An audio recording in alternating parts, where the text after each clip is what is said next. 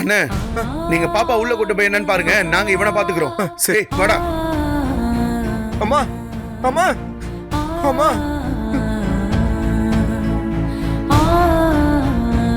அப்பா சிவானி சிவானி சிவானி சிவானி அம்மா சிவானி ஐயோ சிவானி என்னமாச்சு சிவானி சிவானி சிவானி சிவானி ஐயோ சிவானி சிவானி சிவானி சிவானி மாமா சிவானி அம்மாடி கண்ணை திறந்து பாருமா.